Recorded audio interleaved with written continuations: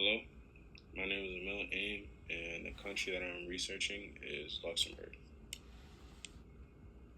The history of Luxembourg. Luxembourg is a very small country that is landlocked by Belgium, Germany, and France. It is also the wealthiest country in the world by GDP per capita, meaning that they have a lot of money that they can put into resources and anything like that for disasters. They did not have a disaster management plan up until 2016 to comply with the SENDE framework. This allowed them to establish a national platform for disaster risk reduction to reduce the risk of disasters, prepare for them, and to also be able to recover from them.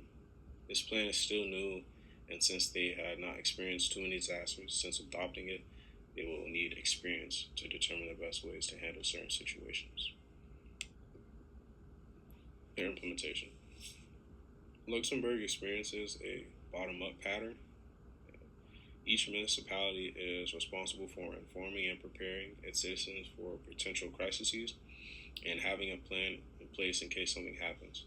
If the crisis is too much for the municipality to handle, the national government will step in and provide resources. Also, if the crisis did too much damage to a municipality, the national government will provide resources.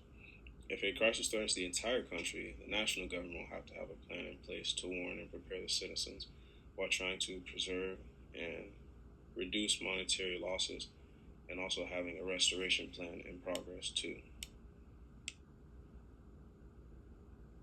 Hazard and planning. Luxembourg is extremely prone to floods. That is their number one natural disaster that they experience. There are many waterways consisting of small and large rivers. The heavy rainfalls in the winter flood these waterways and cause flooding in the streets, which damage many homes and buildings. Climate change is also changing the weather patterns, which will make rainfall more unpredictable and harder to prepare for. To combat this, they are rewilding two of the major rivers. Rewilding means reintroducing nature back into whichever place you are trying to rewild. This will allow water to be spread out more over a wider area and to stop it from entering human areas. These are the main participants of the National Platform for Disaster Risk Reduction in Luxembourg.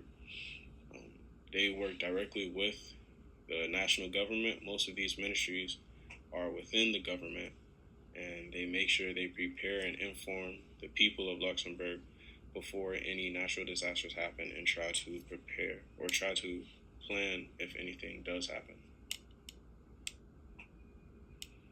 The potential obstacles. The main obstacle to the management plan is climate change, which causes unpredictable weather, as stated before. The heavy rainfalls that were prominent in winter are now occurring during other parts of the year and can occur even more severely. Climate change is also making other weather events, such as droughts and thunderstorms, more frequent in the region, which causes even more problems on top of the flooding. And another obstacle is that this is a new plan.